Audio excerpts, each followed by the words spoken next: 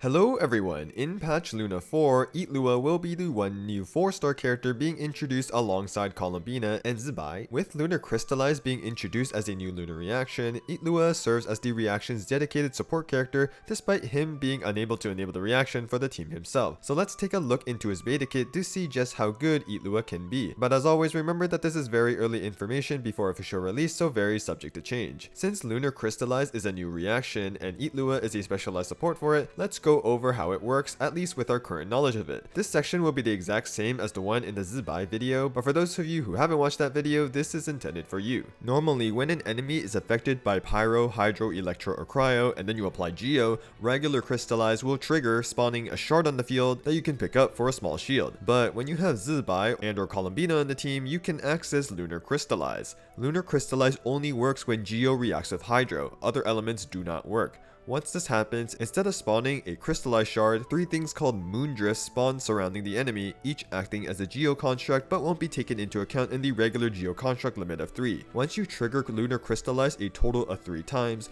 each of the moondrifts will fire an attack onto the enemy, and this attack is called Moondrift Harmony. So every 3 Lunar Crystallize reactions results in damage from the reaction. Anyone who applies Hydro or Geo for these 3 Lunar Crystallize reactions will participate in the reaction, and the game will calculate all the individual damage values of all the participants using their stats with this damage formula. The final damage of the reaction comes from adding up all the individual damage numbers but giving a larger share to the characters who had a higher damage number. This is exactly how Lunar Charge is also calculated, having similar properties like scaling with EM and crit and being affected by enemy res but ignoring enemy defense. And just like how characters can also deal direct Lunar Charge damage with their abilities, the same exists for Lunar Crystallize. Some characters will have certain abilities that directly deal Lunar Crystallize damage, and this damage will ignore enemy defense, scales with EM, and isn't buffed by damage percent, and it also gets a final multiplier of 1.8, just like direct Lunar Charge has a final multiplier of 3. This makes direct Lunar Crystallize damage a significant source of damage if the character has it in their kit. And lastly, things that used to synergize with just Crystallize have been updated to work with Lunar Crystallize as well. For example, Archaic Petra and Geo Resonance can activate by triggering Lunar Crystallize, and Navia Shrapnel stacks can now be obtained through the new reaction as well.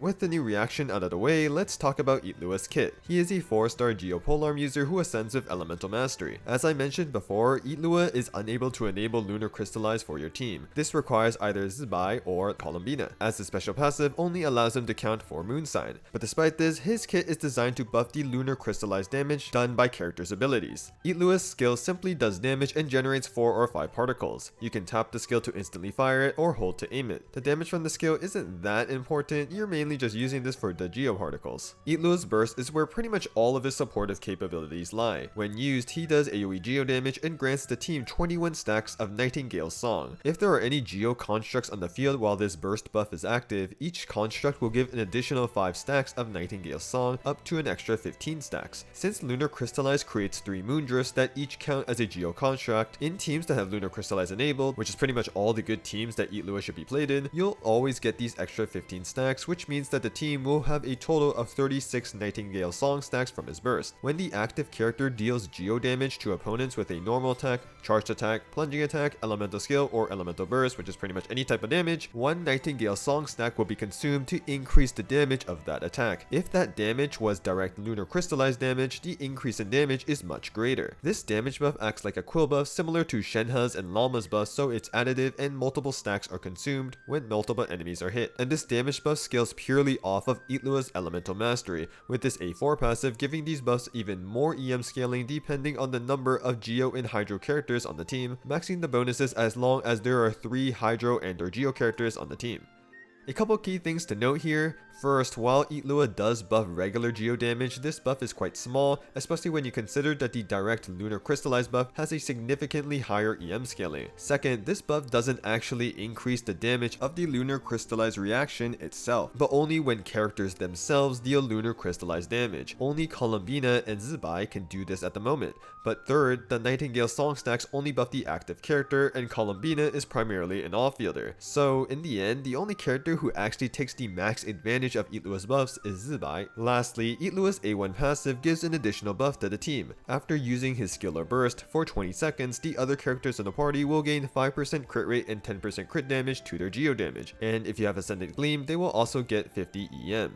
And that's all about Illua's base kit, but he's a 4-star, so how are his constellations? C1 gives Ilua 12 energy when he's on the field and a geo-related reaction is triggered, with a cooldown of 15 seconds. C2 makes it so that Ilua will deal in all field attacks, scaling with his defense and EM every time 7 stacks of Nightingale's song from his burst are consumed. C3 increases his burst talent level by 3, C4 will grant an additional 200 defense buff for the active character with his burst, C5 increases his skill talent level by 3, and lastly C6 enhances Itlua's A1 passive. Instead of giving 5% crit rate and 10% crit damage to geo damage and 50 EM with Ascended Gleam, with C6 it will be 10% crit rate and 30% crit damage to geo damage, and then 80 EM with Ascended Gleam. Overall, Ilua still looks fine to use at C0 but gains steady increases with his constellations. C6 is obviously the biggest increase, but C4 giving defense and C3 increasing his burst level are small buffs. C1 is nice for his ER requirements, and C2 is an impactful early constellation because it gives Ilua off-field damage, which also allows him to use 4-piece Silken Moon Serenade, enabling other characters on his team to use other artifact sets.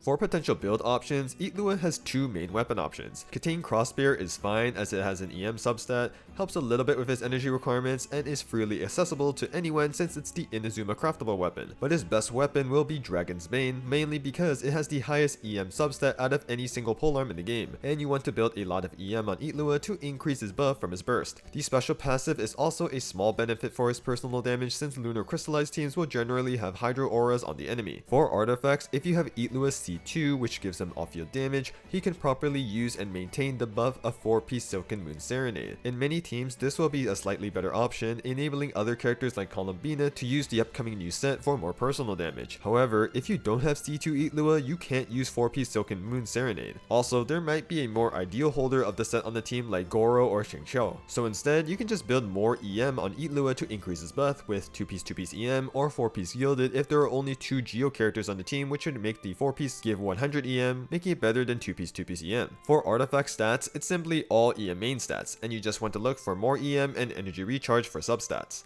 Finally, Itlua's potential best teams. Itlua's buffs are the strongest for an on-fielder that deals direct Lunar-Crystallize damage, which is basically just Zibai. Itlua is pretty much the Llama of Lunar-Crystallize, being a tailor-made support for Zibai and will almost certainly be on her banner. All of his best teams will be her best teams. Since the teams play around Lunar-Crystallize, which is Geo plus Hydro, you want at least one Hydro unit, with the best option obviously being Columbina. But other options such as Aino, Yelan, or Xingqiu work if you don't have Columbina. For the final support slot, you have a variety of options. If you have C6 Goro, he will generally be the best option for his buffs, healing, and extra interruption resistance. Otherwise, you can sacrifice extra defensive utility and go a sub DPS like Chiori or Yelan, or you can go Zhongli for his strong shield and the extra res shred from it. Other Hydro supports like Xingqiu and Dahlia are also fine, with Xingqiu giving damage reduction and interruption resistance with his rain swords, and Dahlia giving a shield and a little bit of attack speed for Zibai. And for a non-Hydro or Geo option, the 2 most promising options are looking to be Inetha and Durin for their off-field damage. Now technically, Itlua can serve as a generic Geo buffer for units other than Zibai, such as for Ito and Navia. However, even if you pair him with Columbina to enable Lunar-Crystallize for the team, Itlua isn't that strong of a buffer. His burst buff doesn't increase the damage of the actual Lunar-Crystallize reaction, which are the Moondrift turret hits, and his strong Lunar-Crystallize quill buffs is only for when the on-fielder deals Lunar-Crystallize damage with their abilities, which Ito and Navia don't have. Itlua does buff normal Geo damage, but they have significantly less EM scaling, so it isn't a very strong buff. And that's everything on Itlua as of now. Itlua's intended role is quite clear, being a dedicated support for Zibai. Just like how Llama provides quill buffs to Nefer with her burst, Itlua provides quill buffs to Zibai with his burst, buffing her regular Geo damage and her Lunar-Crystallize damage from her attacks, with the latter getting a much bigger damage increase. Because the EM scaling of his quill buffs for direct Lunar-Crystallize damage is way higher than for normal Geo damage, Zibai greatly benefits from him, making Itlua present in many of her best teams, getting even stronger with Constellations, ideally C2+. However, this means that other characters don't really benefit much from his buffs. He does provide some small buffs to Geo DPSs like Ito and Navia, but it's very minor and you're probably better off using someone else. And he doesn't even buff the damage of the Lunar-Crystallize reaction with the regular Moondrift turret hits, making a Columbina and Itlua pairing not that effective. So pretty much Itlua should only be played with Zibai, but who knows, maybe HOYOverse will make some changes in the last few weeks of the beta cycle. I hope this quick overview and analysis on Itlua's beta kit was helpful to you all. If you have any questions, feel free to leave a comment, like the video, or sub to the channel if you enjoyed, and with that, I hope you all have a wonderful day.